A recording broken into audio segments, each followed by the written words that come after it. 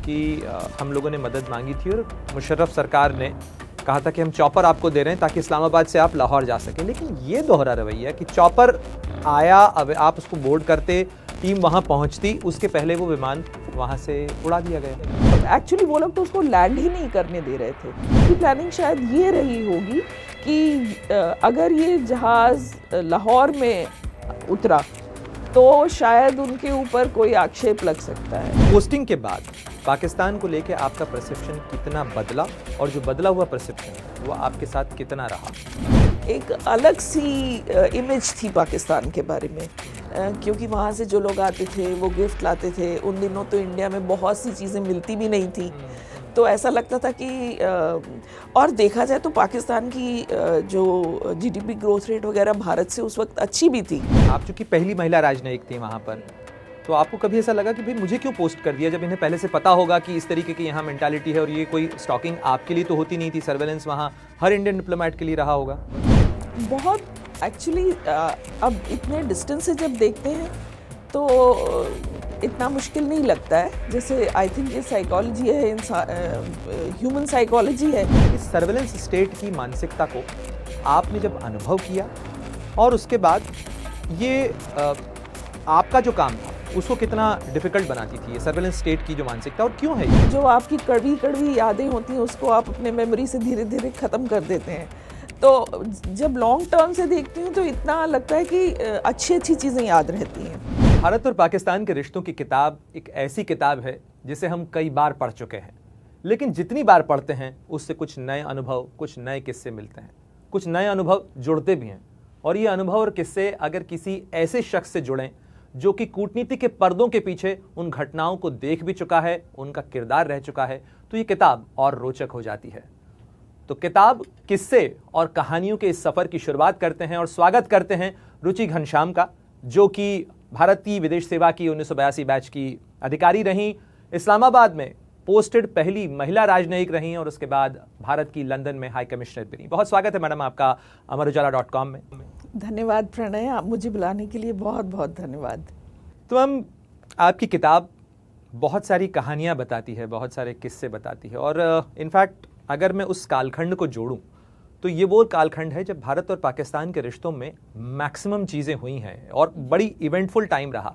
1997 में जब आप पोस्टेड हुई, उसके बाद 1999 में कारगिल होता है, उसके पहले 1999 में ही जो है पाकिस्तान में कू होता है, मुशर्रफ वहाँ पर शासक बनते हैं, और वहाँ से लेकर IC-814 के कंधार हाईजैक का जिक्र भी आपकी ये किताब करती है।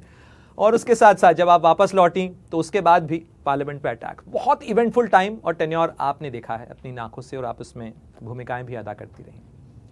पाकिस्तान को आप कैसे याद करती हैं, और साथ ही मुझे ये भी बताइएगा कि पाकिस्तान को लेकर जाने से पहले आपका परसेप्शन और जाने के बाद का आपका परसेप्शन, और वो परसेप्शन जो उसके बाद हमेशा आपके साथ रहा पाकिस्तान को लेकर।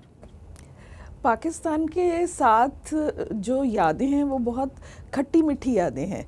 कुछ अच्छा भी है और कुछ कष्टदायक भी है। बहुत से ऐसे एक्सपीरियंसेस थे जो बहुत ही चैलेंजिंग थे, यूनिक थे, जो कि कहीं और नहीं मिले। ऐसा काम करने का जो माहौल था वो इतना मुश्किल था कि और दूसरी किसी देश में ऐसा एक्सपीरियंस देखने को नहीं मिला। दूसरी तरफ बहुत अच्छे लोग भी मिले जिन्होंने बहुत मुश्किल परिस्थितियों में दोस्ती निभाई और दोस्ती बनाए रखने का प्रयास भी किया। कुछ अभी भी टच में हैं, हालांकि हम लोग इतना इधर उधर घूमते रहे कि उसमें, और उस समय तो ये सोशल मीडिया वगैरह तो था भी नहीं, तो किसी से टच बना के रखना इतना आसान काम भी नहीं था। तो कई लोग जो हैं वो छूट गए इस सफ़र के दौरान, लेकिन बहुत अच्छी यादें भी हैं पाकिस्तान की अलग अलग जगह पे। लेकिन आपकी किताब जिक्र करती है अच्छी यादों का। जब आप जिक्र करती हैं तो आप लोगों की बात करती हैं, पत्रकारों की बात करती हैं, वहाँ के दुकानदारों की बात करती हैं। मैं आपको अपना अनुभव बताऊं तो हम लोग भी थोड़ा सा स्नीक करके लाहौर के अनारकली मार्केट में शॉपिंग करने गए तो वहाँ दुकानदार ने एक्स्ट्रा डिस्काउंट दिया इस बात के लिए कि आप हिंदुस्तान से आए हैं। बिल्कुल तो आई एम श्योर आपका भी एक्सपीरियंस है। मैंने लिखा भी है एक ऐसे एक्सपीरियंस। मैं उसको पढ़ के मुझे भी यही लगा कि हम में भी वो चीज़ जो आपने लिखी वो हमने भी अनुभव की लाहौर में। लेकिन जो कड़वे और खट्टे अनुभवों की आप बात करती हैं, Pakistan is a surveillance state, ये रुचि घनश्याम वहाँ पोस्टेड रही पहली महिला राजनयिक नहीं कहती, बल्कि वहाँ के प्रधानमंत्री रहे इमरान खान भी इस चीज़ को स्वीकार कर चुके हैं कि फ़ोन टैपिंग होना बिल्कुल आम बात है, जो तो जी होता है। अभी तक वहाँ पे लोगों के फ़ोन रिकॉर्ड्स और वो सारी चीज़ें सेलेक्टिवली लीक होती हैं। इस सर्वेलेंस स्टेट की मानसिकता को आपने जब अनुभव किया और उसके बाद ये आपका जो काम था उसको कितना डिफ़िकल्ट बनाती थी ये सर्वेलेंस स्टेट की जो मानसिकता, और क्यों है ये? बहुत एक्चुअली अब इतने डिस्टेंस से जब देखते हैं तो इतना मुश्किल नहीं लगता है। जैसे आई थिंक ये साइकोलॉजी है, ह्यूमन साइकोलॉजी है कि जो आपकी कड़वी कड़वी यादें होती हैं उसको आप अपने मेमोरी से धीरे धीरे ख़त्म कर देते हैं।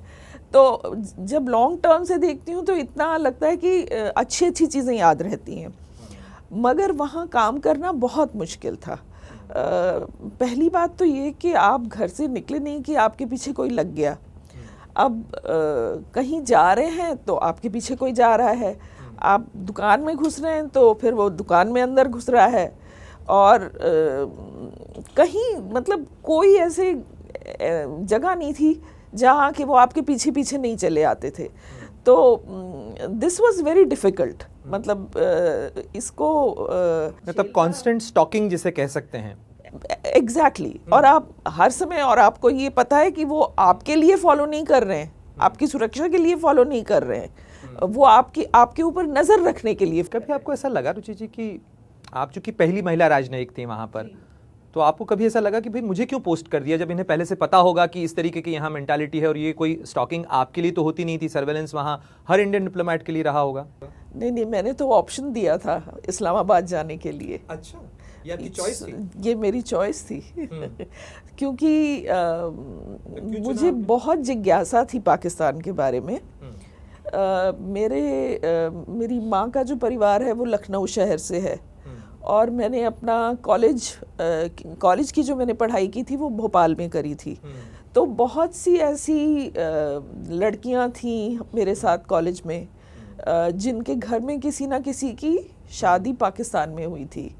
तो जब वो लोग पाकिस्तान से आते थे तो कुछ तोहफे लेके आते थे, तो मतलब एक अलग सी इमेज थी पाकिस्तान के बारे में, क्योंकि वहाँ से जो लोग आते थे वो गिफ्ट लाते थे। उन दिनों तो इंडिया में बहुत सी चीज़ें मिलती भी नहीं थी, तो ऐसा लगता था कि और देखा जाए तो पाकिस्तान की जो जीडीपी ग्रोथ रेट वगैरह भारत से उस वक्त अच्छी भी थी। आई थिंक मैंने किताब में इस बात का जिक्र भी किया है कि जो जिस तरह से पहले थे वैसा पाकिस्तान अब नहीं है। तो ये सब, तब भी वो विदेशी मदद वाला ही पाकिस्तान, विदेशी मदद एब्सोल्युटली, उसमें तो कोई शक की बात ही नहीं है। तो ये मतलब इन सब से मुझे थोड़ा जिज्ञासा थी, मतलब ऊपर से लड़ाई भी हुई थी, तो एक तरफ से नेगेटिव भी पढ़ते थे, एक तरफ से करीब से भी देखते थे। तो जंग और ब्रुटैलिटी का पूरा इतिहास था। बिल्कुल। तो ये जिज्ञासा थी, और एक ऐसा संयोग हुआ कि जब हम लोग अपनी पोस्टिंग के लिए अप्लाई कर रहे थे, उस वक्त भारत पाकिस्तान के रिश्ते इतने ख़राब नहीं थे। सो मुझे किसी ने कहा भी कि सोच लो, इनको इस मौसम को बदलने में बहुत कम समय लगता है, लेकिन बस मुझे। लेकिन क्या आपको नहीं लगता कि यही चीज़ जो है ये भारत पाकिस्तान के मौसम के साथ हमेशा कही जा सकती है? अनप्रेडिक्टेबल मौसम है ये, अनप्रेडिक्टेबल मौसम है। एक जगह मैंने किताब में लिखा है, वो एक फॉर्मर डिप्लोमेट थे पाकिस्तान के, बहुत सीनियर, उन्होंने घनश्याम को ये कहा था, इनफैक्ट बेल्जियम में, कि भारत पाकिस्तान के रिश्ते कभी ना तो अच्छे हो सकते हैं ना बुरे नहीं, भारत पाकिस्तान के रिश्ते कभी नॉर्मल नहीं हो सकते, या तो अच्छे होते हैं या बुरे होते हैं।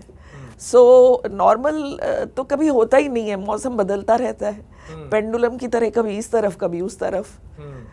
लेकिन रिश्ते तो हमेशा कॉम्प्लिकेटेड ही रहते। मैं आता हूँ फिर उसी सवाल पर कि पोस्टिंग के बाद पाकिस्तान को लेके आपका परसेप्शन कितना बदला, और जो बदला हुआ परसेप्शन है वो आपके साथ कितना रहा?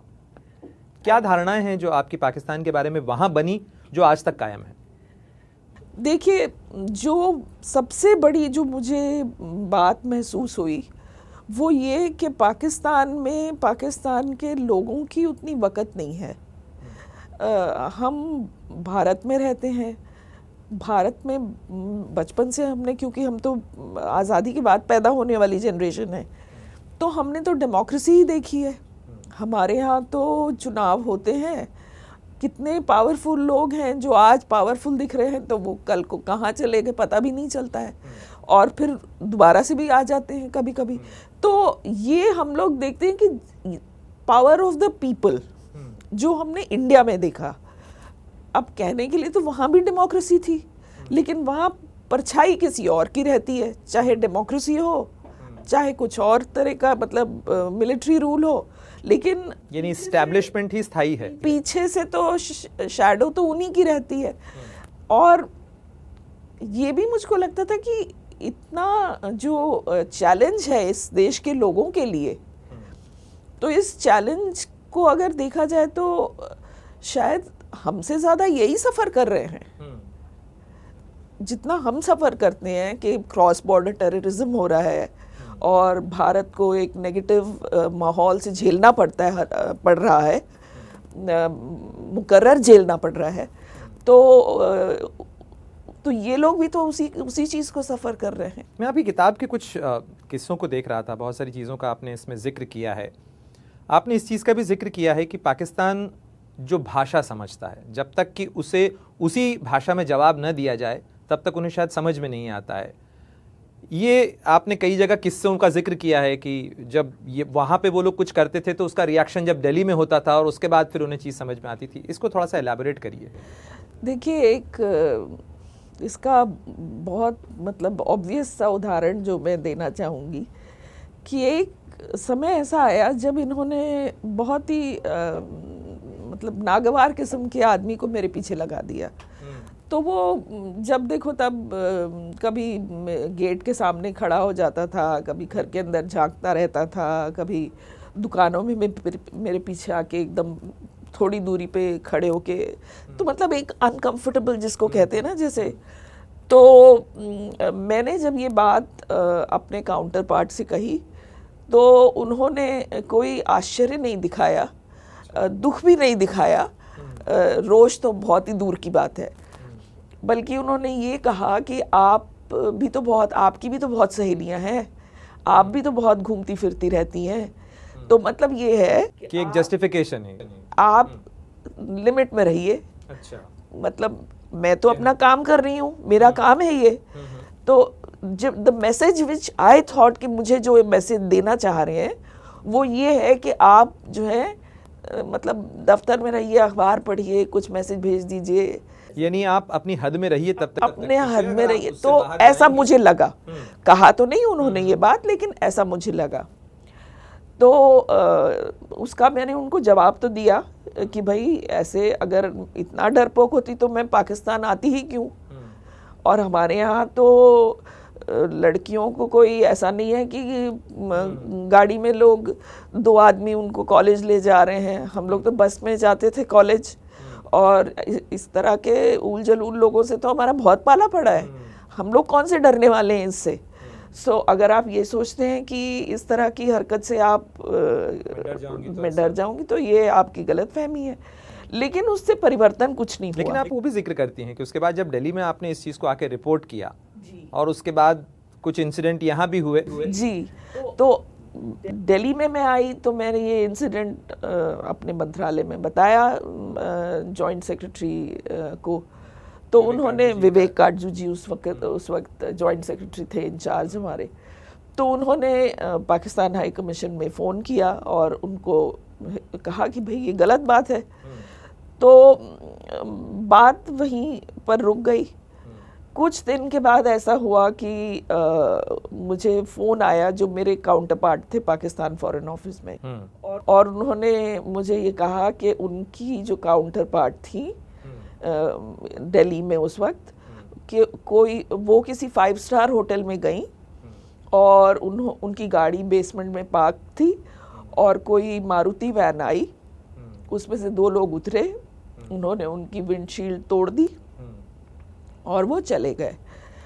तो मुझे इस बारे में कुछ नहीं पता था, मैंने तो किसी से कंप्लेंट सच नहीं करी थी, और जहाँ तक मुझे मालूम था कि हमने भी मतलब मंत्रालय में किसी न किसी को आगे कुछ बात नहीं बढ़ाई थी, तो वहीं पे ख़त्म हो गई थी। जो हमने उनसे टेकअप किया था बात वहीं ख़त्म हो गई थी। लेकिन उन्होंने इस बात पर मेरा विश्वास नहीं किया कि मुझे नहीं मालूम, उनको ऐसा लगा कि ये भारत ने, व्यक्ति जैसा होता है वो दूसरों के बारे में भी वैसा ही शायद तो उनको ऐसे लगा कि ये भारत ने जवाब दिया है। तो एक्चुअली उस दिन मैंने अपने हस्बैंड से कहा कि हम लोग ज़रा जब लंच में जाएंगे, लंच टाइम जब होगा तो हम इंश्योरेंस एजेंसी के दफ्तर चलते हैं, देख लें कि हमारी इंश्योरेंस में सब कुछ सही है कि नहीं, क्योंकि हो सकता है कि ये अब बदले में मेरी गाड़ी कि अपनी गाड़ी का शीशा जो है वो भी, हाँ, ये तोड़ने का इनका पूरा मतलब चांस मुझे दिख रहा है, लेकिन हुआ नहीं।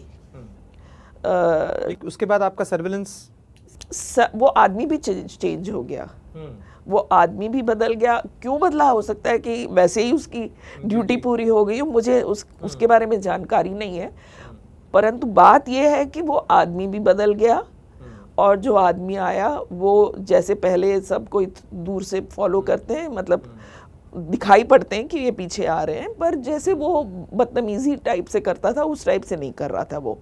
और मेरी गाड़ी का शीशा भी। बुक में एक चीज़ का और जिक्र किया, मैं वही चीज़ देख रहा था कि आपने कहा कि बॉर्डर पे जब आप लोग आए, और ये किस्सा इतना फैल चुका था भारत में भी कि एक भारतीय महिला डिप्लोमेट के साथ इस तरीके की चीज़ें हुई हैं, और बॉर्डर के ऊपर, वाघा अटारी बॉर्डर पे बीएसएफ के जवान से आपकी जो बातचीत थी, उसका और आपका जो संवाद था, उसने आपको क्या महसूस करवाया?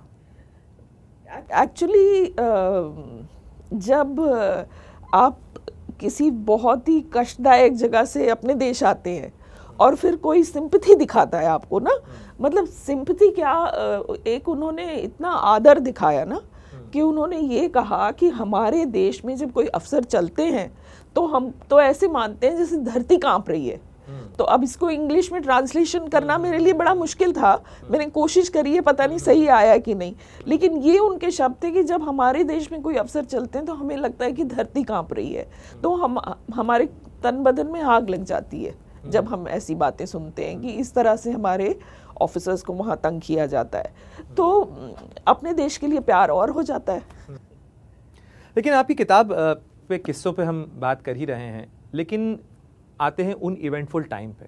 आपने मुशर्रफ का तख्ता पलट देखा, आप उस समय वहाँ पर पोस्टेड थी हाई कमीशन के लिए। पाकिस्तान में जब भी इस तरीके का टर्बुलेंस होता है, उसका विंडफॉल कहाँ हो सकता है, कहाँ असर आ सकता है, कहाँ पत्थर गिर सकता है, नहीं कहा जा सकता।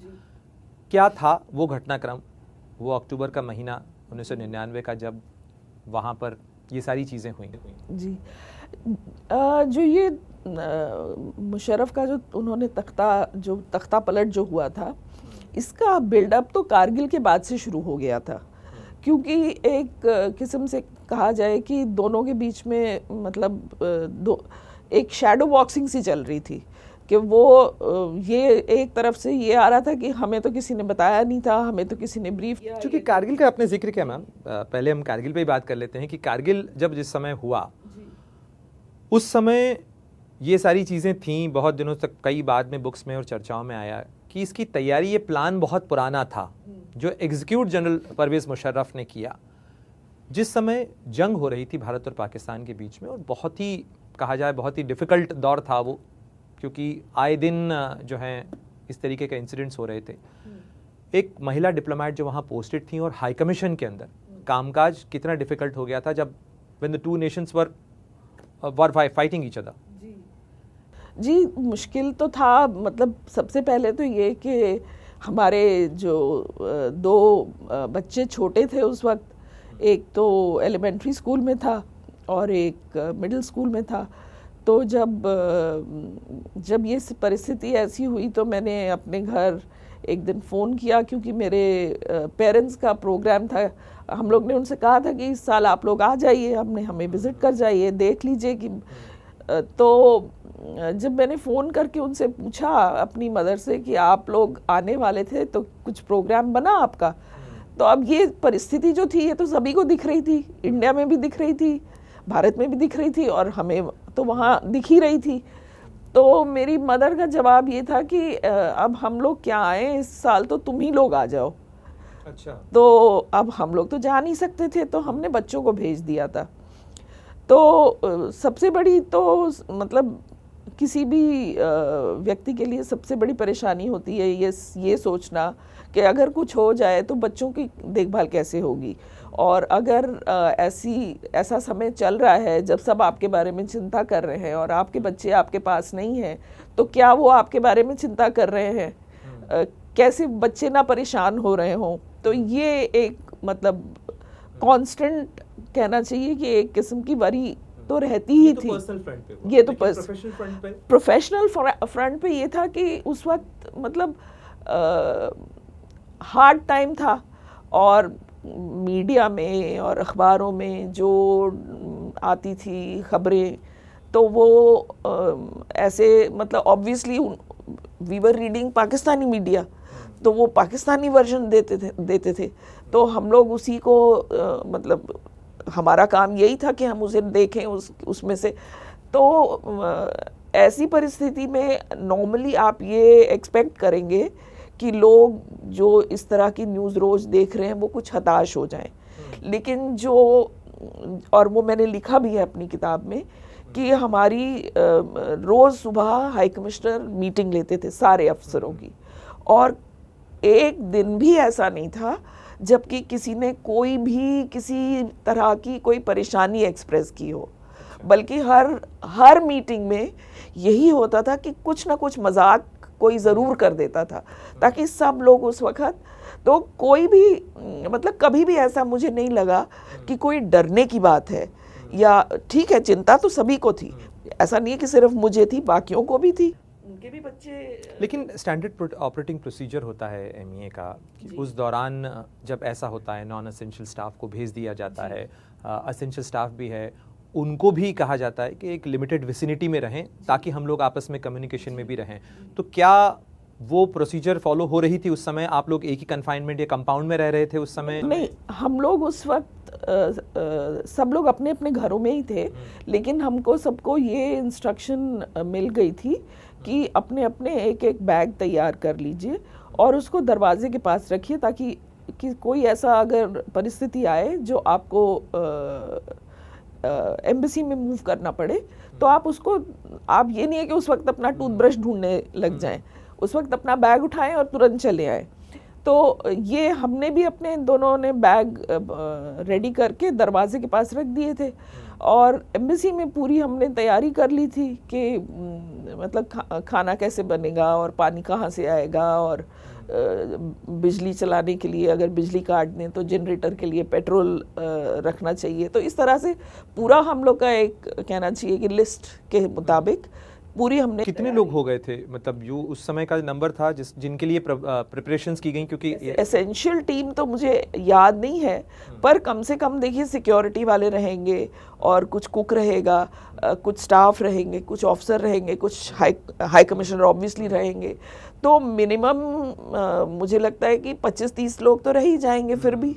और 25-30 लोगों के लिए पता नहीं कितने लंबे समय तक इंतजाम करना आपको नहीं, कुछ ना कुछ आपका एक कोई ना कोई ऐसा लिंक होता है जिसके थ्रू आप, क्योंकि ये तो ऐसा नहीं कि पहली बार होना था, हमारे समय में तो नहीं हुआ, लेकिन जब पहले जो जंग हुई थी तो उस वक्त 1971 1965 उस वक्त भी मतलब कोई ना कोई तरह से बाहर से आता ही है सामान, तो कोई ना कोई ऐसे आपका लिंक होता है जो कोई इमरजेंसी सप्लाई हो तो उसको सप्लाई कर सके। लेकिन मीडिया देख रही रुचि घनश्याम के लिए अपना काम करना कितना डिफिकल्ट हो गया था, क्योंकि अखबार केवल आप स्कैन कर सकते हैं उस दौरान। तो जो आपकी मीटिंग्स थी या आप बाहर से लोगों से मिलती थी, क्या वो कंटिन्यू कर पा रही थी? हाँ, वो उस वक्त एक्चुअली मिल पा रहे थे, but you know Pakistani journalist से तो मिलना वैसे भी थोड़ा इतना नहीं होता था, कम होता था। और एक बात ये भी है कि एंड ऑफ द डे इस बात का भी ख्याल रखना पड़ेगा कि वो उनके शब्द हमारे मुंह में डाल के भी बोल सकते हैं, तो फिर आप कितना डिनायल करते रहिए उसके बाद में वो तो अलग चीज़ है, किसको सुनाई पड़ती है वो, तो ये भी थोड़ा कॉशियस रहना पड़ता था। लेकिन बाकी जैसे डिप्लोमेट्स वगैरह के साथ में तो हम लोग की मीटिंग बरकरार थी। पर जैसे न्यूक्लियर टेस्ट का मैंने उसके पहले बताया कि न्यूक्लियर टेस्ट के टाइम पे जैसे जब भारत के टेस्ट हो गए थे और पाकिस्तान के नहीं हुए थे, तो उस दौरान में हमने अपने घर में एक डिप्लोमेटिक गैदरिंग ऑर्गेनाइज करी थी, जो कि हमारे टेस्ट के भी बहुत पहले से हमने उसके निमंत्रण भेज दिए थे। लेकिन जब हमारे टेस्ट हो गए और पाकिस्तान के नहीं हुए, तो एक किस्म की एटमॉस्फेयर क्रिएट हो गई वहाँ, और वो उस एटमॉस्फेयर को बाकी डिप्लोमेट्स ऐसे फील करने लगे कि उनके फ़ोन आने शुरू हो गए हमारे पास एक दिन पहले कि नहीं हमारे यहाँ तो कुछ हो गया तो हम नहीं आ सकते। करते करते एक ने लास्ट में तो एक ने मुझे ये भी पूछा कि are you going ahead with the dinner. अच्छा, हाँ, कि जैसे ऐसा माहौल हो गया है, तो मैंने तो उनको यही कहा कि चाहे कोई आए ना आए पर हमारा डिनर तो ऑन है, हमारा तो रहेगा प्रोग्राम। एक आएंगे, कोई एक कपल आएगा तो हम एक कपल के साथ खा। लेकिन एक तरफ वो किस्सा जब उस समय के प्रधानमंत्री अटल बिहारी वाजपेयी बस लेकर लाहौर जाते हैं, वो तस्वीरें, वो माहौल कि मतलब शामियाने के अंदर बाहरों फूल बरसाओ बजाया जाता है और इतनी बनहमी नज़र आती है। प्राइम मिनिस्टर नवाज शरीफ थे उस समय, वो रिसीव करने आते हैं और बाकायदा मतलब एक पूरा जश्न का माहौल था, और अचानक से मौसम बदलता है और कारगिल हो जाता है। तो इन दोनों के दौरान मीडिया हो, चाहे आउटरीच हो, चाहे हाई कमीशन हो, ये जो तैयारी होती है कि मौसम कभी भी बरसात हो सकती है, आपको छतरी भी तैयार रखनी है और आपको बाहर भी जाना ही है। ये तो देखिए जब वाजपेयी जी आए थे तो ये उस वक्त भी दिखा था। अच्छा। क्योंकि उस समय भी भारत में कुछ लोगों के ऊपर टेररिस्ट अटैक भी हुआ था कश्मीर में, और जिस दिन उनका डिनर था लाहौर फोर्ट में, उस दिन जमाते इस्लामी ने बहुत बड़ा प्रदर्शन किया था, और उसके बारे में मैंने लिखा भी है किताब में। तो वो तो आपको मतलब पाकिस्तान में आपको हर समय दो रंग दिखाई दे सकते हैं, बहुत कम ऐसा, तभी उन्होंने कहा कि अच्छा बुरा हो सकता है पर नॉर्मल नहीं हो सकता। तो नॉर्मल कम दिखता है, मतलब नॉर्मल शायद दिखता ही नहीं है, लेकिन कभी कभी तो अच्छा माहौल दिखता है, कभी कभी बुरा भी दिखता है, कभी कभी दोनों साथ में भी दिखते हैं। ये जो अनुभव आपने वहाँ बटोरे, यही आपको लगता है कि ये चीज़ आपके साथ लंदन तक गई, या कि पाकिस्तान कभी भी बदल सकता है, कभी भी पलट सकता है, उसकी किसी बात का कोई भरोसा नहीं? ऐसा मैं नहीं कहूँगी, शायद कुछ लोग अच्छे भी मिले, लेकिन जो व्यक्ति की बात अलग है और एज अ स्टेट एस्टैब्लिशमेंट की बात अलग है। तो अगर एस्टैब्लिशमेंट की बात करें तो लंदन में तो हमने देखा हमारे हाई कमीशन के ऊपर पूरा इन लोगों ने पूरी जोर शोर से हमारे ऊपर हमला किया। उस दिन 15 अगस्त के दिन हमारे लोग जो हमने फ्लैग होइस्टिंग करी थी, तो हमें मालूम था कि ये आने वाले हैं, और सब बैरिकेड वगैरह बाहर लग गए थे हमारे दरवाज़ों के सामने। तो जो हमारे उस दिन जो फ्लैग होइस्टिंग के लिए जो लोग आए थे, उनको हमने जल्दी जल्दी करके, अंदेशा था आपको हाँ कि होएगा, पर कितना होगा वो अंदेशा नहीं था। पर हम बार बार वहाँ पर पुलिस को और सबको खबर कर रहे थे कि भाई जो हमारी फीडबैक है कि बड़ी क्राउड आएगी, तो इसमें पूरा अरेंजमेंट होना चाहिए। ये बात हमने उनको कई बार कही थी, लेकिन उन्होंने शायद उनको लगा होगा कि ये लोग एग्जैजरेट कर रहे हैं, तो उन्होंने अपनी तरफ से कुछ अरेंजमेंट तो किया था, पर उनका अरेंजमेंट भी मतलब कि बहुत ही बुरी तरह से इनएडिक्वेट पड़ गया था। और कुछ लोग हमारे जो भारतीय मूल के लोग वहाँ रहते हैं, उन्होंने हाई कमीशन के बगल में एक, क्या आप ये कहने की स्थिति में हैं कि ये केवल आपका अंदेशा या मिल रही रिपोर्ट्स नहीं थी, ये रुचि घनश्याम का अनुभव भी था कि अनुच्छेद 370 हटने के बाद पाकिस्तान कुछ न कुछ जरूर करेगा और वो तो हाँ करवाएगा, वो उसमें तो मुझे कोई डाउट था ही नहीं। तो उसके बाद में जिस दिन ये हुआ था, उस दिन मैं दिल्ली से वापस आई थी, बल्कि मुझे दिल्ली में कुछ काम बचे थे, लेकिन फिर भी जो लगा मुझे कि इस वक्त तो अब यहाँ दिल्ली में रहना ठीक नहीं है, तुरंत वापस चलो। तो उस वक्त मैं लंदन पहुँच गई। जैसे ही पहुँची तो पता चला कि हाँ ये हो गया है, ये डेवलपमेंट इंडिया में हुआ है। तो उसी दिन से हमने मॉनिटर करना शुरू कर दिया था कि क्या रिएक्शन होगा। उसमें तो हमें कोई डाउट था ही नहीं कि कुछ रिएक्शन होगा। तो उस दिन जो हुआ, लेकिन लोग बहुत आए और कुछ हमारे महिलाएं, बच्चे। लेकिन वहाँ से जो रिपोर्ट्स आई, चेहरे आए, जो कहा, वो तो कहा गया कि भाई तो डायस्पोरा के लोग हैं, उनकी अपनी नाराजगी है। आप क्यों ऐसा कहती हैं? नहीं, उनके तो उस समय ट्विटर में एग्जॉर्ट कर रहे थे, उसमें कई लोग मतलब लीडर्स लोग भी पार्टिसिपेट हुए थे।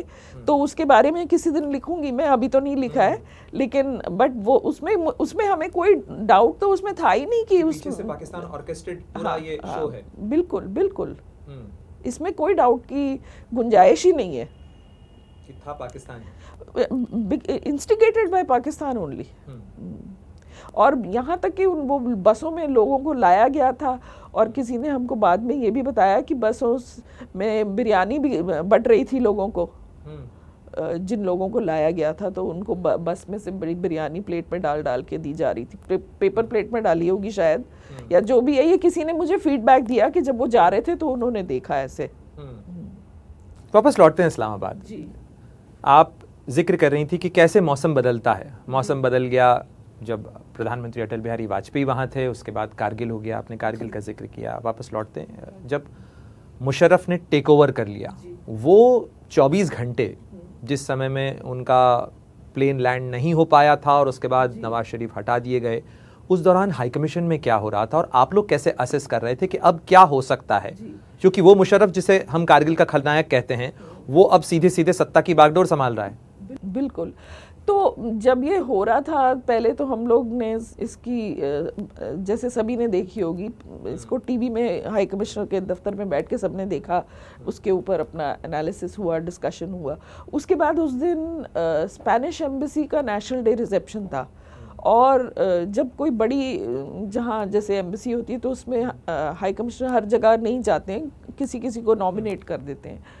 तो उस दिन मेरा और मेरे हस्बैंड का टर्न था भारत को वहाँ रिप्रेजेंट करने के लिए। तो और कभी कभी 2 इनविटेशन भी आ जाते हैं। तो हम लोग जब अपने घर से निकले तो उस वक्त पाकिस्तान टेलीविज़न के सामने से हमने ड्राइव किया, और वो बिल्कुल अंधेरे में था, कोई लाइट नहीं जल रही थी वहाँ। उसके बाद हम पहुँचे वहाँ स्पेनिश एम्बेसी में, और ऑब्वियसली बहुत बड़ा वहाँ जमघट था, और सब लोग आपस में इसी बारे में अटकलें लगा रहे थे कि ऐसा तो सबको अंदेशा हो गया था कि कू हो गया है, लेकिन क्या हो रहा है ये एग्जैक्टली किसी को भी नहीं मालूम था। और वहाँ से आके हम लोग फिर हाई कमीशन वापस आए, और हमने स्पेन एम्बेसी के नेशनल डे से आप वापस हाई कमीशन लौटे? हाई कमीशन आ गए सीधे। वो भी हम, आप उसी रूट से वापस लौटे होंगी? पीटीवी का जो दफ्तर था, हम तो पीटीवी तो बहुत रात में फिर वापस गए, लेकिन हाई कमीशन वहाँ से निकल के हम सीधे ऑफिस गए। और वहाँ से जब मैंने फ़ोन किया दिल्ली में, तो तब मुझे पता चला कि देखिए जगह जगह पे जो इंटरनेशनल मीडिया है वो वहाँ से रिपोर्ट कर रहा है कि यहाँ पे ये हो रहा है, कोई आप चैनल चेंज कर लीजिए, यहाँ पे ये हो रहा है। तो ये ऐसा हम लोग जब आज से 25 साल पहले भी इस बारे में लोग डिप्लोमेसी में बात करते थे कि जो एक डिप्लोमेसी का जो तरीका था पुराना, कि कुछ हुआ तो आपने उसको मॉनिटर किया, फिर आपने उसके ऊपर एक मैसेज बनाया, एक रिपोर्ट भेजी, और तब जाके मतलब कुछ ऐसे फर्स्ट इन्फॉर्मर आप नहीं हैं अब तो, हाँ मीडिया है। अब तो दुनिया का मीडिया जगह जगह तैनात है, और वो उनके पास ऐसी टेक्नोलॉजी है जैसे कि कोई खबर तुरंत के तुरंत एक दूसरी जगह में आपके टीवी स्क्रीन पे आ रही है। वो ये नहीं है कि एग्जैक्टली अब तो मोबाइल फ़ोन पे। तो ये इसको मैंने वहाँ मतलब सुना तो था, मगर फर्स्ट टाइम ये मैंने देखा कि आज की दुनिया अब ये दुनिया वो दुनिया नहीं है, ये दुनिया बदल गई है, और हमें भी अपने काम करने के जो तरीके हैं उनको इवॉल्व करना पड़ेगा। लेकिन हम उस दिन की बात करते हैं, पाकिस्तान उस दिन बदल गया। बदले हुए पाकिस्तान में जो अगला दिन था, यानी जब मुशर्रफ घोषित कर चुके थे अपना जो वो एड्रेस टू नेशन था वो दे चुके थे और उन्होंने अपने आप को so called CEO of Pakistan घोषित किया था, हाई कमीशन और उसके आसपास क्या बदला? हाई कमीशन के और उसके आसपास तो मुझे नहीं लगता कि कुछ खास बदला था। जो मैंने उस वक्त पढ़ा अखबारों, आप लोग तो वैसे ही सर्वेलेंस में थे। हम तो वैसे ही सर्वेलेंस में थे, हम तो वैसे ही सर्वेलेंस में रहे, तो हमारी लाइफ के ऊपर उसका कोई बहुत ज़्यादा परिवर्तन नहीं हुआ उससे हमारी लाइफ में। लेकिन वहाँ ऐसे मैंने सुना कि शायद अखबारों में भी उन्होंने, किसी अखबारों में भी आया था कि कुछ लोगों ने उस पर मतलब वहाँ अपनी खुशी जाहिर करी है और कुछ उसको सपोर्ट करने के लिए सामने लोग आए। तो तब मुझे ऐसा लगा कि एक तरफ तो डेमोक्रेसी का कत्ल हो रहा है और दूसरी तरफ लोग इसे सपोर्ट और कोई उसका जश्न मना रहा है, तो ये तो एक अजीब सी बात लगी मुझे वहाँ। अब आते हैं रुचि जी उस किस्से पे जो इस समय खूब चर्चाओं में भी है और आपका एक पर्सनल कनेक्ट भी है उस किस्से से, यानी IC-814 का हाईजैक का, जिसके 25 साल इस साल होने जा रहे हैं। इन 2.5 दशकों के अंदर जो आपने अभी तक किस्से सुनाए उसमें तो ऐसा लगता है कि पाकिस्तान का मिजाज नहीं बदला है, लेकिन IC-814 की अगर हम बात करें, जिस समय प्लेन हाईजैक हुआ आप हाई कमीशन में पोस्टेड थी, पहली रिपोर्ट टीवी पे बाकी जगह पे आपको भी पता चली होगी, हाई कमीशन के भीतर और आप लोगों का क्या रिस्पांस था? और उसके बाद मैं आऊँगा आपसे उस सवाल पर कि जब AR घनश्याम जी को जाना पड़ा काबुल, तो पहले आप मुझे ये बताइए कि ये इन्फॉर्मेशन जब आप लोगों को मिली और ये चर्चा हुई कि भाई विमान हो सकता है लाहौर लैंड कर रहा हो, क्या हेडक्वार्टर से सूचना आई थी आप लोगों के पास में? आई थिंक हमें तो किसी पत्रकार से पता चली थी और अब इतना समय हो गया कि हेडक्वार्टर से कुछ खबर उस वक्त आई होगी, तो मुझे इस वक्त उसका ध्यान नहीं है। लेकिन सबसे पहले, क्योंकि अगर आप देखें बहुत लंबी हिस्ट्री है भारत से हाईजैकिंग की, जो कि जहाज़ जो थे वो पाकिस्तान पहुंच जाते थे हाईजैक होके, तो ये इसका अंजाम लाहौर तक पहुंचेगा या इसकी हवा कुछ चलेगी इस तरफ। ऑब्वियसली हमारे हाई कमिश्नर उस वक्त जी पार्थसारथी जी तो बहुत ही एक्सपीरियंस्ड फौज में भी सर्व कर चुके थे, तो उनको तो पूरा अंदेशा था कि इसके लिए तो हमें तैयार रहना चाहिए। जब ये हाईजैकिंग हुई तो भारत और पाकिस्तान की जो हिस्ट्री है उसमें कई हाईजैकिंग पास्ट में हुई थी और उनका लाहौर में आना या कराची, मतलब पाकिस्तान तक उनकी जर्नी अक्सर एंड होती थी। तो जो हमारे हाई कमिश्नर थे, बीइंग बहुत एक्सपीरियंस्ड व्यक्ति, फौज में भी उन्होंने रहे हुए थे, तो उनको तो बिल्कुल ही उन्होंने तो तुरंत इंस्ट्रक्शंस दे दिए सबको कि कंटिजेंसी प्लान निकालो। तो सब कुछ उसको निकाल के और एक लॉग बुक हमारी खुल गई कि तो जब ये हुआ तो उस वक्त हम लोग पूरी तरह से अपनी उसमें रेडी थे कि अगर होगा तो हम लोग अपने पूरे जो भी। आपकी बुक में AR घनश्याम जी ने एक पूरा चैप्टर लिखा है IC-814 को लेकर, वो खुद गए भी वहाँ पर, लेकिन मैं आपसे जानना चाहूँगा उस वक्त के बारे में, क्योंकि 10:30 बजे के आसपास वो विमान लाहौर पहुँचा था वहाँ पे, और उस दौरान ये भी बाद में रिपोर्ट्स आई कि हम लोगों ने मदद मांगी थी और मुशर्रफ सरकार ने कहा था कि हम चॉपर आपको दे रहे हैं ताकि इस्लामाबाद से आप लाहौर जा सकें। लेकिन ये दोहरा रवैया कि चॉपर आया, अब आप उसको बोर्ड करते, टीम वहां पहुंचती, उसके पहले वो विमान वहां से उड़ा दिया गया। अब वहां से जो विमान उड़ा उसको उन्होंने उड़ाया, या एक्चुअली वो लोग तो उसको लैंड ही नहीं करने दे रहे थे, उन्होंने तो लाइट भी ऑफ कर दी थी।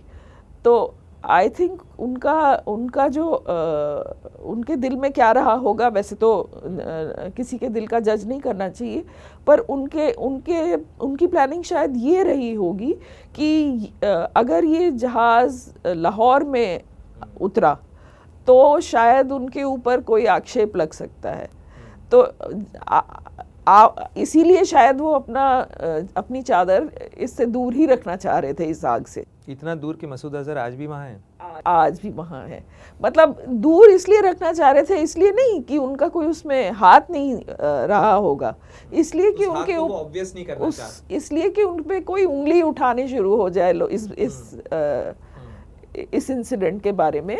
तो इसलिए वो उससे चाह रहे थे कि अब ये मेरा असेसमेंट है कि इसलिए उन्होंने कि मैं आपसे आता हूँ उस किस्से पे कि ए.आर. घनश्याम जी वहाँ गए और वो पहले भारतीय राजनयिक थे जो काबुल में पहुँचे, कंधार पहुँचे, और कंधार में जब वो विमान खड़ा था तो वो पहला इंटरैक्शन था भारत सरकार का तालिबान के उस निज़ाम के साथ में। उन्होंने घर आके क्या किस्सा बताया? उन्होंने घर आके तो मुझे बहुत से किस्से बताए जो इस किताब में उन्होंने लिखे भी हैं। सबसे बड़ी जो उनको आई थिंक सबसे वरीसम जो उनके लिए था वो था कि जब वो पहुँचे तो उनको सीधे एयर ट्रैफिक कंट्रोल में उनको जाना पड़ा, और जब उनकी बातचीत हुई तो जो हाईजैकर उनसे प्लेन के थ्रू रेडियो पे बात कर रहा था तो उसने थ्रेटन किया कि वो पैसेंजर्स को मारना शुरू कर देगा, वो लोग मारना शुरू कर देंगे हर 10 मिनट पे। I think I don't remember आधे घंटे में या क्या उन्होंने ऐसा, हाँ, हम नीचे फेंक देंगे। तो ये एक तो वो पहले से इतनी जोर फेंक के आए ही थे वहाँ, एक उन्होंने एक छोड़ी थी लाश, तो आप इस बात को नेग्लेक्ट नहीं कर सकते थे। और उस वक्त वो वहाँ, हम लोग उस वक्त काफ़ी यंग ऑफिसर्स थे, इतना कोई हम लोग सीनियर नहीं थे, और उम्र भी इतनी नहीं थी। तो उस उम्र में आपके सामने ये परिस्थिति इस तरह की आ गई, टीम तब तक पहुंची नहीं थी, तो इस बात से उनको सबसे ज़्यादा चिंता थी। मुझे मौका मिलेगा तो मैं घनश्याम जी से भी ये चीज़ पूछूंगा कि जब वो जहाज़ उनके सामने खड़ा है, वो ATC में देख रहे हैं और ये कम्युनिकेशन हो रहा है, what he must have felt. But चूंकि आप इनकी पत्नी भी हैं और एक एक्सपीरियंस डिप्लोमेट भी हैं, कितना डिफिकल्ट रहा होगा एक डिप्लोमेट के लिए ये क्षण? बिल्कुल, ये मतलब ये this would have been for him perhaps उनके जीवन का शायद सबसे कठिन क्षण रहा होगा, क्योंकि उन्होंने किताब में भी ये लिखा है और मुझे भी यही कहा था कि एक पल को मुझे लगा कि कहीं इन्होंने ऐसा शुरू कर दिया तो क्या होगा। तो फिर उन्होंने अपने आप को फिर एकदम से टोका कि शुभ शुभ सोचो, ऐसा ना सोचो कि ऐसा होगा, क्योंकि अगर पर टीम पहुंचने में भी थोड़ा वक्त लगा था, तब तक केवल ए.आर. घनश्याम जी ही वहां पर बात कर रहे थे और इंटरैक्ट, उनका कम्युनिकेशन कैसे हो पा रहा था? वो एक कुछ सैटेलाइट फ़ोन वगैरह कुछ था किसी दूसरे लोगों का, उसके थ्रू उनका कम्युनिकेशन चल रहा था, क्योंकि आप ओपन लाइन में कुछ भी बात करें तो पहले तो उन्होंने ओपन लाइन मतलब जो भी अवेलेबल थी उससे उन्होंने कांटेक्ट किया, लेकिन फिर हाई कमिश्नर ने उनको कहा कि अब मुझे फ़ोन मत करना। तब उनको लगा कि अब मुझे कुछ और इंतज़ाम करना पड़ेगा, तो फिर उन्होंने वो बहुत ही कम्बरसम तरीका था, मतलब किसी अगर हमें आप जो रिकॉल करती हैं वो कब रवाना हो गए थे इस्लामाबाद से? वो तो अर्ली मॉर्निंग में सुबह, यानी 25 तारीख की सुबह? यस, क्योंकि 24 को विमान अपहरण हुआ है, वो डेट मुझे याद नहीं जी, 24 दिसंबर 1999। तो I think he reached there on 26th if I am not mistaken. तो जब तक विमान, हाँ, विमान पहुंचा है कंधार में और वो 26 की सुबह वहां पर पहुंच चुके थे। मैं आता हूं उस घटना पे कि जब ए.आर. घनश्याम जी कंधार से लौट चुके हैं, वापस इस्लामाबाद में हैं, और तब तक मसूद अजहर भी, उमर शेख और मुश्ताक जरगर ये भी पाकिस्तान पहुंच चुके हैं। इसको आप लोगों ने कैसे वहाँ पर देखा और रिपोर्ट किया, और वहाँ की मीडिया में वो तस्वीरें छपती हैं कि ये लोग पाकिस्तान आ चुके हैं? क्या आपने इसको काउंटर किया पाकिस्तान फॉरेन ऑफिस के साथ में? नहीं, जो हमारा जो सिस्टम है उसके मुताबिक वो सब काउंटर जो भी करना रहता है वो सब इंडिया में करते हैं। वो नहीं, काउंटर से मतलब ये कि आपका जब भी इंटरेक्शन उनसे हुआ हो, जो बातें, देखिए मैं उस वक्त काफ़ी जूनियर थी, तो ये इस तरह के जो स्टेप्स करने होंगे तो वो हाई कमिश्नर को करने होंगे।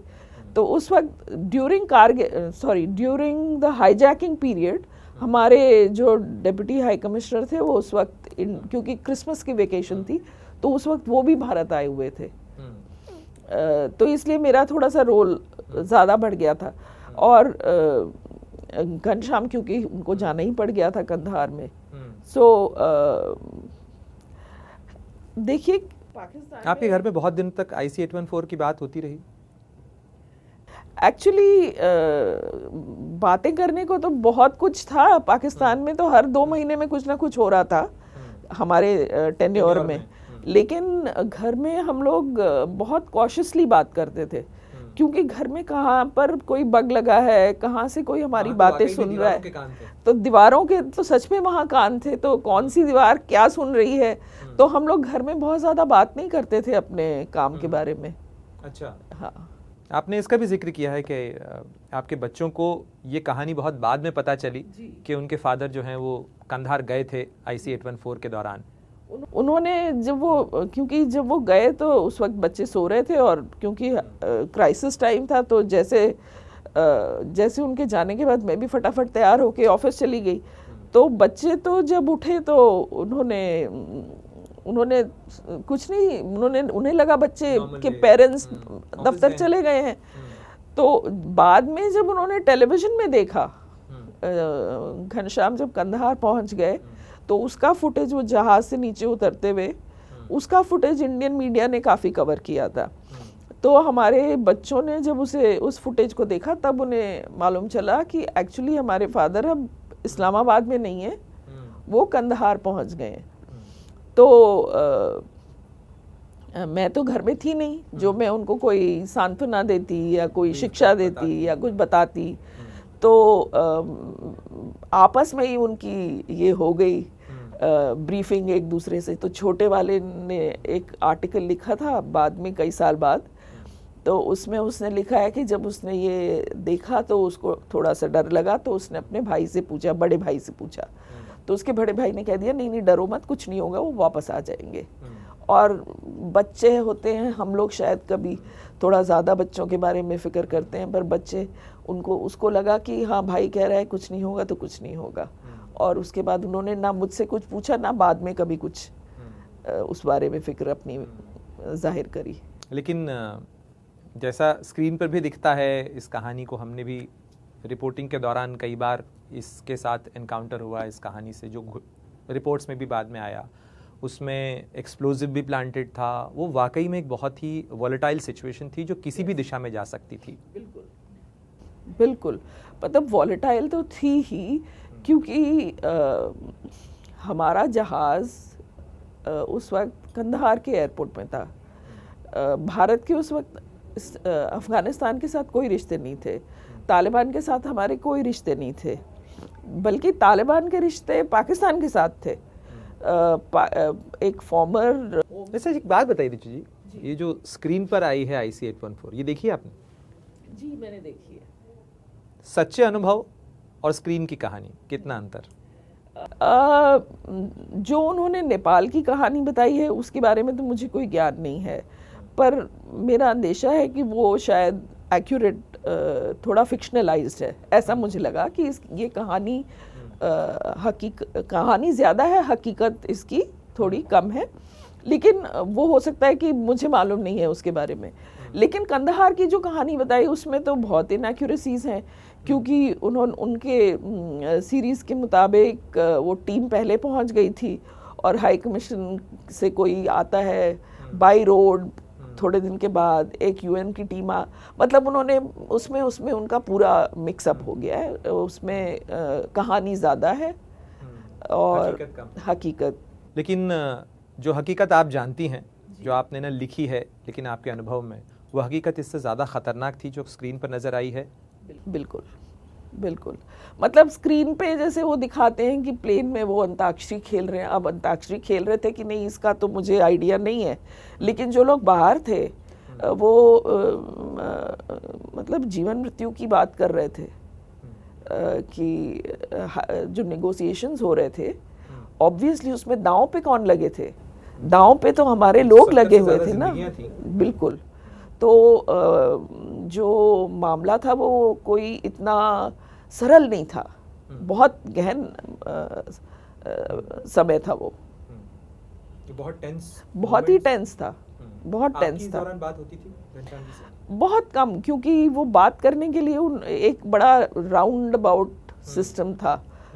तो वो जब कोई ऑफिशियल कम्युनिकेशन होता था तो सिर्फ बस वही हम लोग उसी समय हमारी बातचीत होती थी, वरना नहीं।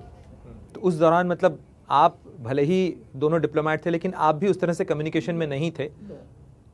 नो, मतलब जब काम करने का समय आएगा तो आपके अपने रिश्ते तो साइड हो जाते हैं ना। iPhone 4 और मसूद अजहर की कहानी को फॉरवर्ड करते हैं, इस्लामाबाद से वापस आप दिल्ली आ जाती हैं और आप होती हैं डायरेक्टर पाकिस्तान, और उसी दौरान भारत की संसद के ऊपर अटैक होता है जिसका ऑर्केस्ट्रेटर मसूद अजहर ही था, जैश ए मोहम्मद जो उसने बनाया था। उस दौरान आप उसको कैसे याद रखते, क्योंकि वो डॉट्स तो कनेक्ट हो रहे हैं? जी, एक्चुअली वो जो इंसिडेंट है वो पर्सनली मेरे लिए काफ़ी इमोशनल था, क्योंकि मेरी छोटी बहन एक्चुअली उस वक्त नॉर्थ ब्लॉक में पोस्टेड थी। तो हम मतलब मैं साउथ ब्लॉक में थी, वो नॉर्थ ब्लॉक में थी, और मेरा एक हमारे बैचमेट और एक फ्रेंड वो उस वक्त पार्लियामेंट में थे। तो इट वाज ए मतलब पूरे देश के लिए एक्चुअली इट वाज एक बहुत ही खतरे की घंटी थी, क्योंकि जो जंग होती है वो बॉर्डर पे होती है, पर ये तो जंग आपके घर में हो रही थी, और अगर वो सक्सेसफुल हो जाते तो उसका परिणाम इमेजिन करना भी संभव नहीं है। तो obviously it was a very very tense time. गुस्सा, दुख, यस, सब कुछ। Yes, like any other Indian. Definitely उस घटना को आज भी, उन तस्वीरों को जो भी याद आता है कि, और ये आपके आत्मसम्मान को चोट पहुंचाने वाली चीज़ है कि हमारी संसद पर आकर कोई इस तरीके की चीज़ कर जाता है। उसके बाद जब पाकिस्तान के साथ में बहुत सारे डिमाशेस उसके बाद इशू किए गए, बहुत टेंस मोमेंट था वो भारत पाकिस्तान रिश्ते। उसके बाद तो हमारे फौज तैनात हो गई थी ना, ऑपरेशन पराक्रम के लिए मोबिलाइज किया गया था। उस दौरान आप साउथ ब्लॉक में डायरेक्टर पाकिस्तान थी। पाकिस्तान को जब आप लोगों ने उस समय समन करके काउंटर किया होगा, उस दौरान कोई रिमोर्स, कोई कुछ चीज़, क्योंकि आप तो वहाँ से ये भी देख के आई कि वो मसूद अजहर वहाँ पहुँच गया है और उसके बाद ये घटना होती है। ऑब्वियसली ये सब चीज़ों में हमेशा पाकिस्तान की सबसे पहली जो रिएक्शन होती है वो यही होती ना कि उनका इसमें कोई हाथ नहीं है। डिनायल इज, तो वो मैंने जो अपने टेन्योर के दौरान वहाँ पे मैंने देखा, वो भी मैंने लिखा है किताब में, कि हर चीज़ तो डिनाई होती है ना, एवरीथिंग इज डिनाइड। और जो उस वक्त के ये एक मतलब मुझे आई सपोज ये एक अनदर लेसन मेरे लिए था कि आप चाहे कितने भी सही रास्ते पे चल रहे हो, लेकिन दूसरा आपके रास्ते को उतना ही सही मानता है जितना उसके लिए सूटेबल है। तो भले क्रॉस बॉर्डर टेररिज्म को झेल रहा था भारत, लेकिन जितने बाहर के जो देश हैं वो हमेशा यही हमसे कहते थे कि आप लोग बात कर लीजिए, आप लोग बात कर लीजिए। मतलब ये प्रेशर भारत के ऊपर रहता था। इसीलिए मैंने एक अकबर इलाहाबादी को अपनी किताब में कोट किया है कि भाई हम तो आ भरते हैं तो हम बदनाम हो जाते हैं, और वो लोग कत्ल करते हैं तो उसके बारे में किसी उसका चर्चा ही नहीं करता है कोई। तो भारत के ऊपर भारत के प्लेन को हाईजैक किया, भारत के ऊपर लाहौर विजिट में हमारे प्रधानमंत्री गए, अपनी गुडविल दिखाई, तो भारत ने इतना बड़ा जेस्चर किया। उसके बाद वो हमारे ऊपर कारगिल करते हैं और उसके बाद हमारी पार्लियामेंट पे हमला कर देते हैं। और ये सिलसिला जो है वो न केवल 1999 में देखने को मिलता है, 2014 और 2015 में भी देखने को मिलता है, जब प्रधानमंत्री रायविंड जाते हैं और उसके बाद पठानकोट का आतंकी हमला होता है। इसी मतलब ये बार बार भारत ने पहल करी है, और उसके बाद में नतीजा मतलब एक तरह से कहे प्लस माइनस, लेकिन एक सिमिलर सा उसका रिस्पॉन्स होता है। तो इसीलिए अब भारत की जो पॉलिसी है वो अब यही हो गई है ना कि आप टेरर, हाँ, तो कुछ ना कुछ तो पाकिस्तान को फैसला करना पड़ेगा ना कि भारत के साथ उसको किस तरह। विदेश मंत्री जी ने अभी एक प्रोग्राम में कहा, राजीव सीकरी जी की बुक के इनॉग्रेशन में, कि the era of uninterrupted talks with Pakistan is over. यानी अब पाकिस्तान से आबाद बातचीत की कोई अपेक्षा जो है कि कुछ भी आप करते जाइए, हर चीज़ का रिएक्शन होगा। कुछ तो मतलब हमने तो इतनी कोशिश करी, अब कुछ कोशिश तो पाकिस्तान को भी करनी चाहिए ना। ये जो नसीहत की बात की कि ये वेस्टर्न ब्लॉक या जो पश्चिमी देशों का नज़रिया है, वो हर चीज़ हो जाने के बावजूद अपने घाव को तो वो ज़रा सा कट भी लगता है तो उसका दुनिया भर में चर्चा होता है, और भारत के इतने घावों के बावजूद कहा जाता है कि मूव ऑन, आप आगे बढ़ जाइए, बात करिए। ऐसा क्यों? ये मैं आपके लंदन एक्सपीरियंस से भी जानना चाहूँगा कि हर बार भारत को ये नसीहत दी जाती है कि आप पीछे छोड़िए उन चीज़ों को, उनको भूल जाइए और एक नई शुरुआत करिए। वो थोड़ा उनको एक तो कॉलोनियल माइंडसेट है, अभी कॉलोनियल माइंडसेट है, वो तो किसी एक का होना चाहिए, फिर बाकी सबका क्यों है। तो मुझको जो लगता है कि आपको आपकी समस्या, आपको अपनी समस्या बड़ी लगती है और दूसरे की समस्या आपको उसका वो पड़ी ना जिसके पैर भिवाई वो क्या जाने पीर पड़ाई। तो उनके देश में जब होएगा तब उन्हें पता चलेगा कि इसका कितना जख्म कितना बड़ा है और हमको कितना उसे झेलना पड़ा है। यानी 9/11 का आप जिक्र करेंगी कि उसके पहले का जो रवैया था, मुझे याद है वाजपेयी जी ने जो यूएन में जाके कहा था कि गुड टेररिस्ट और बैड टेररिस्ट का अंतर करना आप बंद करिए, और बाद में उसका घाव उन्हें भी झेलना पड़ा। लेकिन अभी देखिए, अभी हमारे ऊपर भी कोई ऐसे, मुझे जो लगता है कि एक परिवर्तन कुछ आया है। एक तो भारत की अपनी साख और वजन, एक साख और एक जो दुनिया में हमारी पहचान है उसमें बहुत अंतर आ गया है। और दूसरी चीज़ ये है कि उन्होंने भी कुछ झेला है कि इसका नतीजा उन्होंने भी देखा है। तो अभी एक जगह मैंने अपने आखिरी चैप्टर में अंडरस्टैंडिंग पाकिस्तान के बारे में लिखा है, और उसमें जो भी है मैंने अपने तरफ से ना लिख के या तो पाकिस्तानी सोर्स या तो वेस्टर्न सोर्स को कोट करने की कोशिश की है कि ये कोई ना कहे कि आप बायस्ड हैं, आप इंडियन हैं, आप इंडियन डिप्लोमेट रही हैं, इसलिए आपने ऐसा लिख दिया है। तो जो उसमें से एक मैंने हिलरी क्लिंटन का कोट लिखा है जो एक रिपोर्ट ने कोट करी थी, और उन्होंने ये कहा था कि आप अपने आंगन में अगर सांप पालते हैं तो आपके पड़ोसी को ही वो काटेगा, ऐसे नहीं सोच सकते। तो आई थिंक ये परिवर्तन तो वेस्टर्न लीडरशिप में आया है, और इस परिवर्तन के बहुत सारे कारण हो सकते हैं। उसको एक बार में कहना बहुत, मतलब एक बात के लिए उस एक बात को उसके लिए जिम्मेदार ठहराना तो मुश्किल होगा, पर कई कारण हैं इसके, जिसके और सबसे इम्पोर्टेंट कारण यही है कि भारत की अपनी पोजीशन बहुत पहले से बहुत मजबूत हुई है। क्या आप मानती हैं, चूँकि हम इस चर्चा के अब आखिरी दौर में हैं, कि पाकिस्तान के साथ डील करने में आपके लेसन्स और साथ ही पाकिस्तान में समस्या की सारी जड़ क्या फ़ौज है? फ़ौज अगर हट जाए या फ़ौज वैसी हो जाए जैसा भारत में या किसी दूसरे डेमोक्रेटिक देश में है, तो शायद संबंध फिर भी नॉर्मलसी की तरफ जा सकते हैं। सबसे पहले तो फ़ौज के ऊपर उंगली उठाना तो आवश्यक ही है, क्योंकि पाकिस्तानी भी हमसे अक्सर ऐसा कहा करते थे कि पाकिस्तान का कौन दुश्मन है। अगर भारत से पाकिस्तान की दुश्मनी बना के ना रखी जाए, अगर हम भारत से दोस्ती करनी, तो हमें इतनी बड़ी फ़ौज की क्या ज़रूरत है।